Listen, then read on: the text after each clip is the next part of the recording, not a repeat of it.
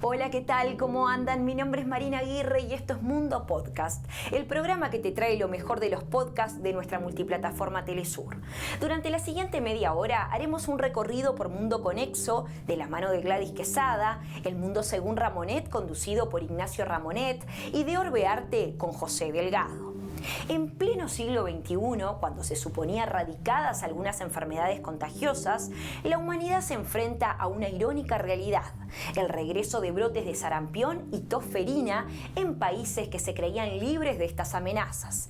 Pese a los avances tecnológicos y la desinformación, además de la falta de vacunación, resurgen problemas alarmantes. Ante este nuevo panorama, Gladys Quesada les invita a descubrir las intenciones ocultas detrás de este escenario sanitario global y a reflexionar sobre la importancia de la inmunización en la protección de la salud colectiva.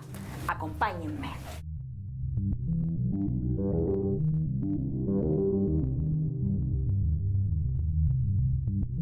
En materia de salud, globalmente vivimos una ironía. El siglo pasado se trató de erradicar enfermedades contagiosas.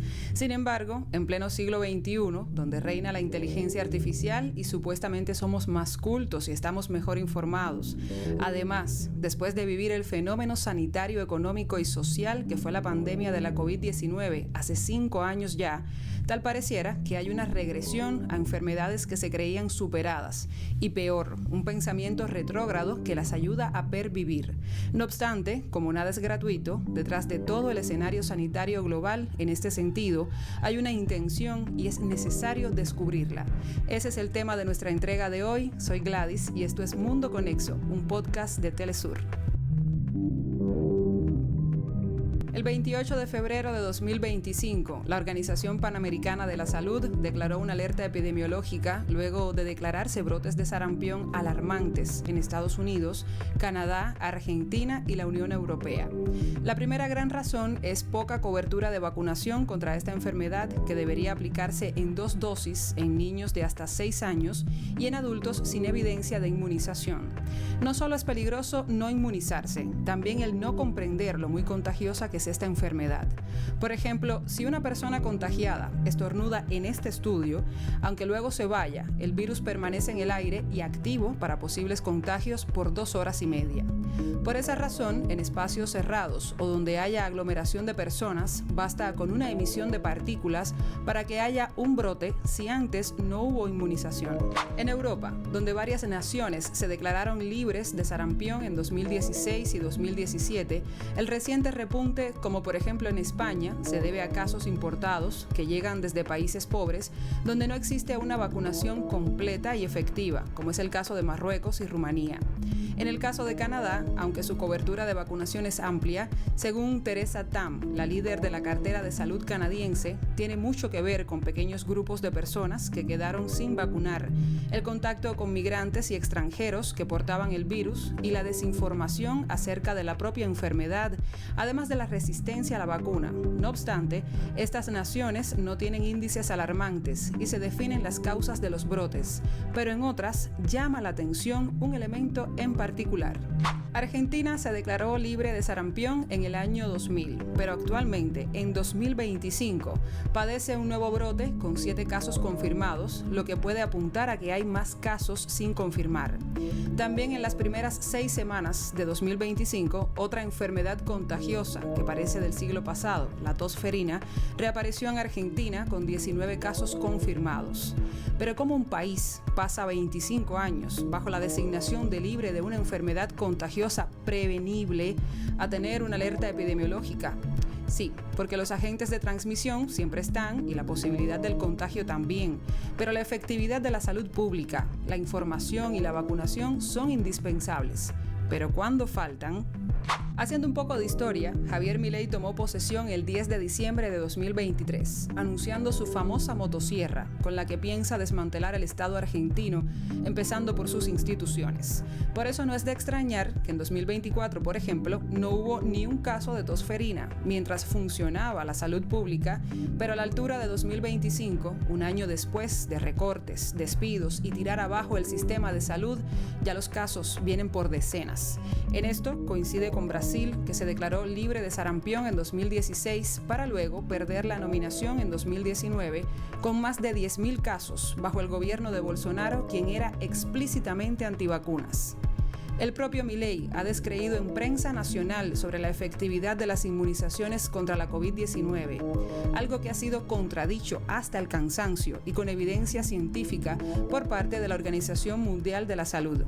Así, la misma Organización Mundial de la Salud de la que Milei se retiró el 5 de febrero de 2025, justo cuando los casos repuntaban. Por coincidencia, que no es casual, Donald Trump se retiró en julio de 2020 por primera vez de la Organización Mundial de la Salud, argumentando que la agencia tuvo un mal manejo en China de la COVID-19, aunque Biden revirtió esa orden en 2021. Y el propio 20 de enero de 2025, al tomar posesión, firmó un decreto oficial anunciándolo una vez más y cortó las comunicaciones de oficiales de salud estadounidenses con la OMS. No obstante, en 2020 hubo una voz de la razón en Estados Unidos.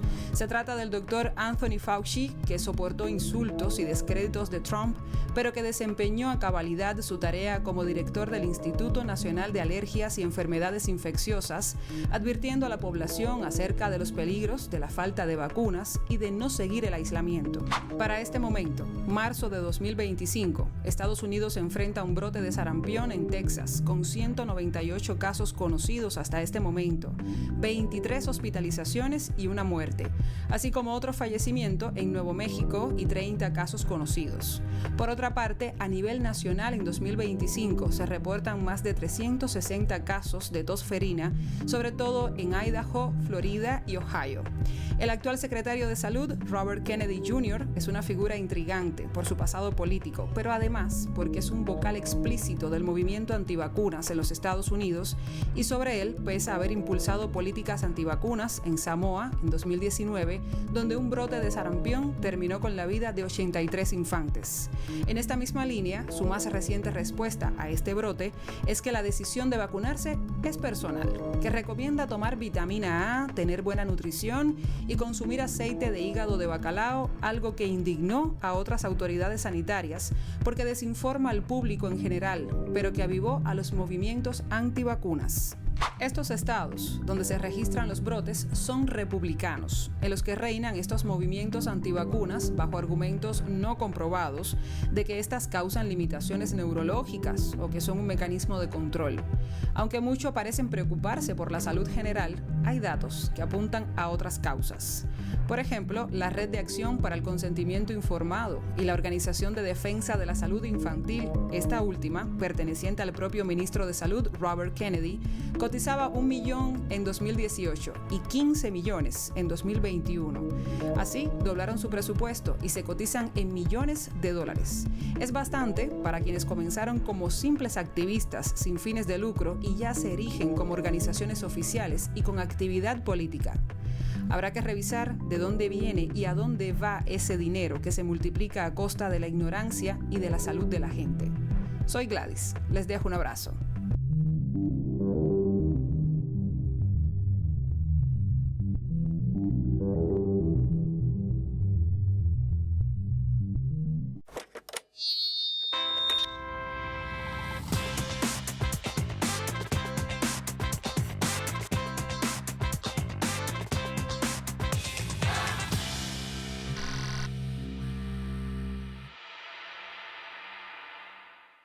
Continuamos con este segundo segmento de Mundo Podcast. Esta semana el periodista Ignacio Ramonet introdujo un tema sumamente primordial en la actualidad. Nos referimos al rearme de Europa. Además, comenta sobre la crisis democrática en Rumania y lo que el mundo dice al respecto. Hola, ¿qué tal?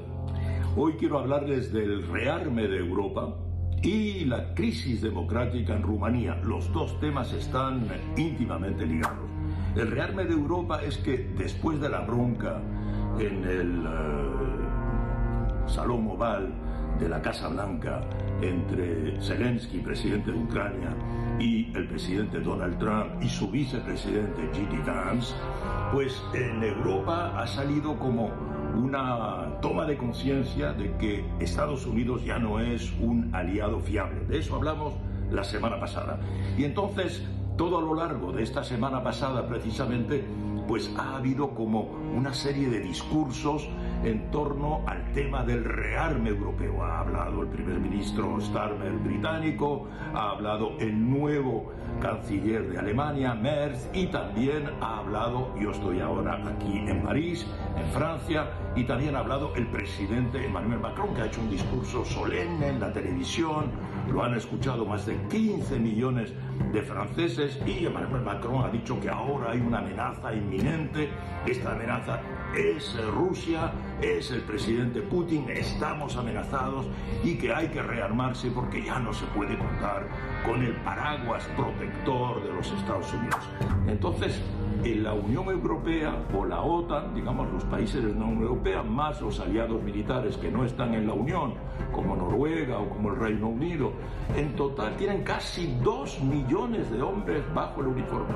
La Unión Europea tiene más tanques que Rusia, evidentemente muchos más, tiene más aviones que Rusia, muchísimos más, tiene más armada que Rusia. Por ejemplo, la Unión Europea tiene en su total, o la Unión Europea estoy diciendo, es Unión Europea y países de la OTAN, sin contar con Estados Unidos,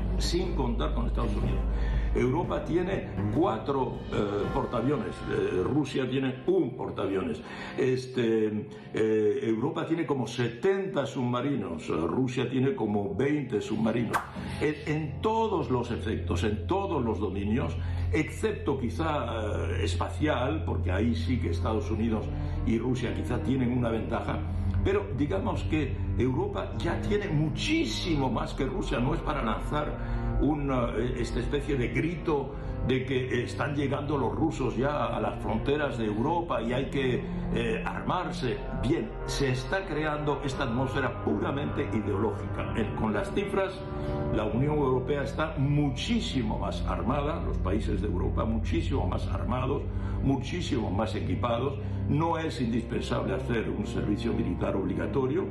Las cifras que estoy dando, o sea, casi 2 millones de efectivos bajo el uniforme, es actualmente sin servicio militar. En la mayoría de los países europeos no hay servicio militar. Entonces, y algunos países de la Unión Europea, como Turquía en particular, tienen un avance también en términos de drones, que Turquía forma parte de la OTAN, obviamente. Entonces, esto es una idea quizá para tener un comportamiento muy ideológico. Por otra parte, es una manera de decirle a Trump, pues dentro de poco no necesitaremos a Estados Unidos, una manera de amenazar a Rusia bajo el pretexto de que Rusia está amenazando Europa. Todo en el contexto de las conversaciones de paz en Ucrania. Y parece como si la Unión Europea o los líderes europeos finalmente no quisieran esa paz, o no quieren la paz tal como está hasta ahora, porque desean también que este rearme sirva a la economía europea, que está muy debilitada, y esto puede ser un argumento para relanzar la economía.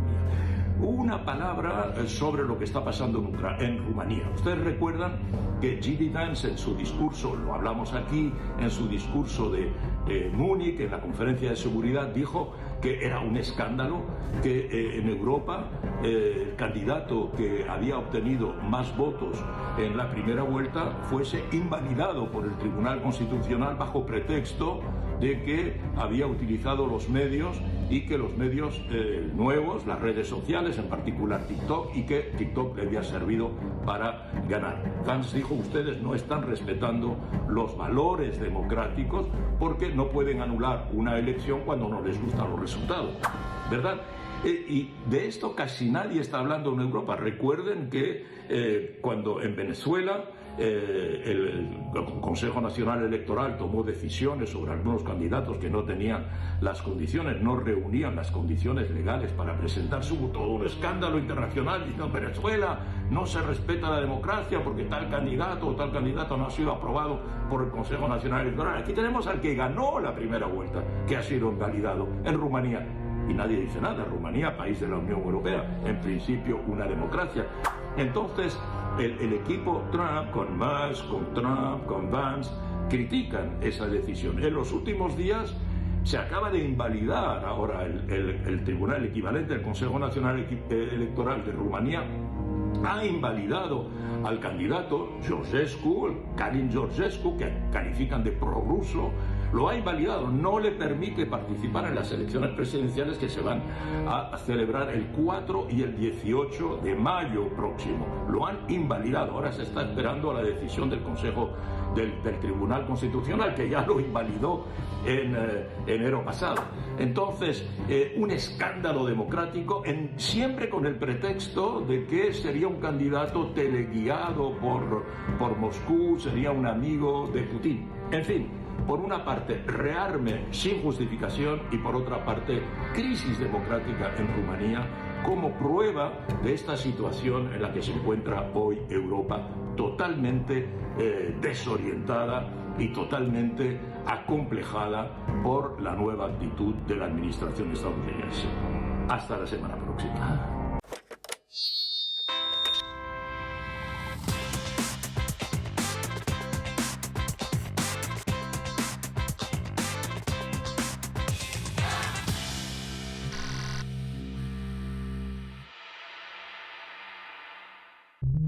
Llegamos al último segmento de Mundo Podcast, en el que José Delgado, en una nueva entrega de Orbearte, estuvo acompañado del músico percusionista venezolano Juan Carlos Segovia, quien viene de las filas de la música popular de su país, además de ser parte y formado por el Sistema Nacional de Orquestas y Coros Juveniles e Infantiles de Venezuela y de las reagrupaciones de diversos artistas de diferentes géneros de la nación bolivariana. No se lo pierdan.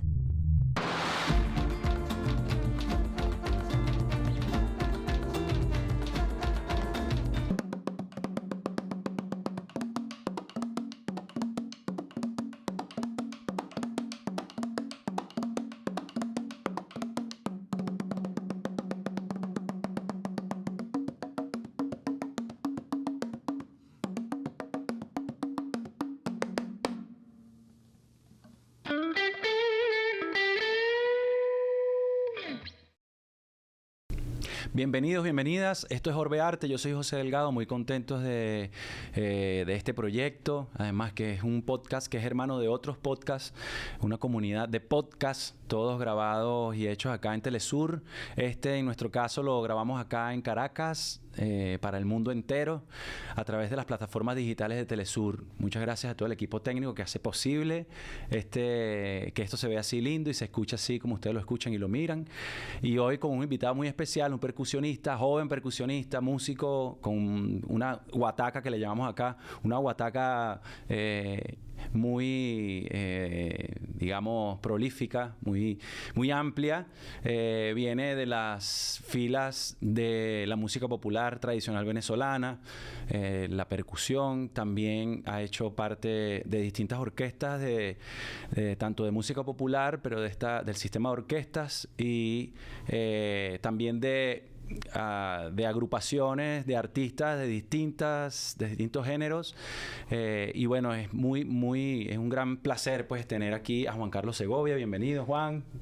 Muchas gracias, José Alejandro, por la invitación. Súper contento de estar acá compartiendo con todo el equipo técnico. Agradecimiento a Telesur, por supuesto, y bueno, a todas las personas, por supuesto, que nos están viendo y están disfrutando de este podcast. No, súper contento de estar aquí. Hemos compartido varias veces, pero le decía a Juan Carlos que este es el cuento que nos debemos. Un poco saber de sus raíces ya con un poco más de detalle, sus influencias, en qué anda ahora.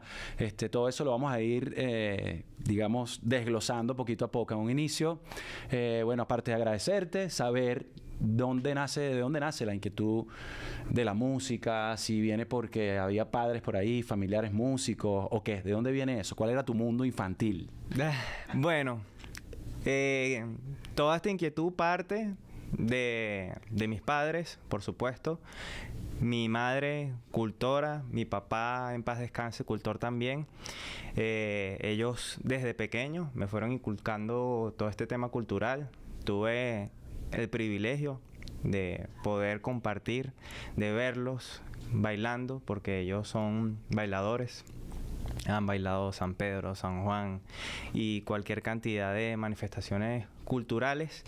Y ese nicho fue, digamos, el alimento que fue despertando esa inquietud en mí, sobre todo por la percusión afrovenezolana. Tuve una época, sí, donde bailé, participé en algunos festivales. El Festival Canta Claro, que es un festival muy conocido que se hizo en algún momento.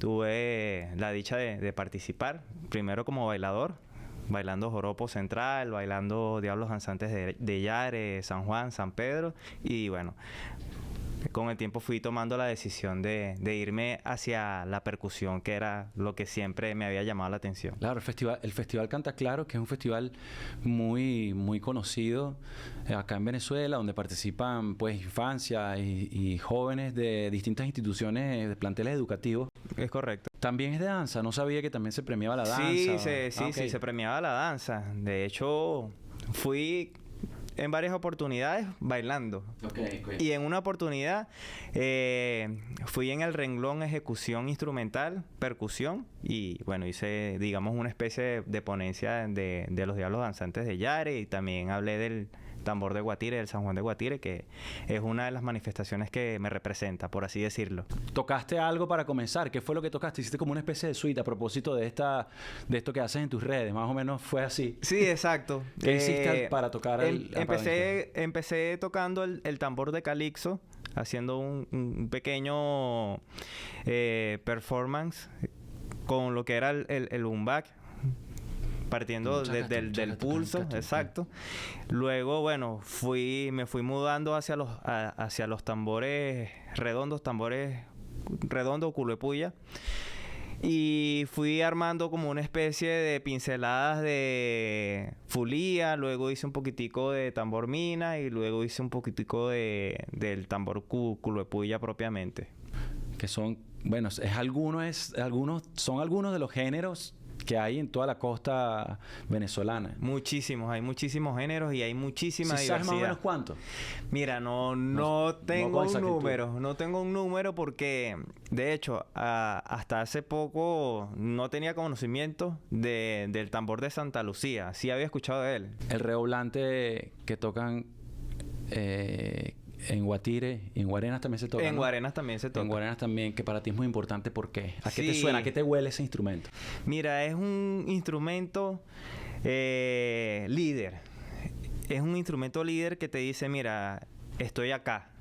De hecho, antes en Guatire se tocaban con 3 culo de puya. El redoblante llegó después. Y por su resonancia, por su fuerza, se fue quedando. Entonces, yo no tuve la oportunidad de pequeño de ver el juego de los 3 culepuyas en Guatire, sino que ya yo vi el tambor redoblante, y fue uno de los primeros instrumentos que yo aprendí a tocar. Y desde chamito empezaba en la manifestación y sentía la vibración, la fuerza que tenía y la capacidad que tenía de mover tanta gente, que me pareció interesantísimo, y mucha gente me asocia con Guatire. Claro. Entonces, el redoblante de Guatire, mucha gente me conoce como Tequeño, aprovechando la cuña. Digamos que es el apodo que me tiene mucha gente. Entonces, bueno, Tequeño, el redoblante de Guatire, lo asocia muy rápidamente. Qué bonito, eso está bien. Bueno, vamos a ver si entonces con Tequeño, el redoblante de Guatire, hacemos algo. Yo me traje la guitarra. Sí, vale, con gusto. Yo no tengo ningún problema. Y fusionamos. Dale, pues. Bueno, una vez más agradecerte, hermano. Bienvenido siempre. Y bueno, mañana nos vamos de viaje ahí a tocar. Sí, por cierto. Muchas gracias, José Alejandro, por la invitación. La pasé genial. Gracias a ti.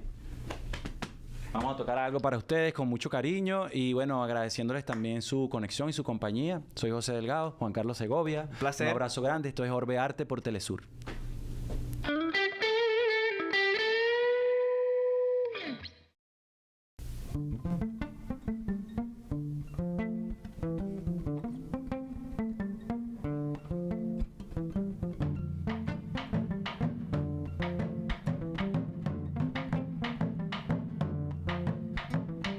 Cantar lo que ha de asombrar con luces incandescentes, con trucos ya decadentes. Más que cantar es cansar.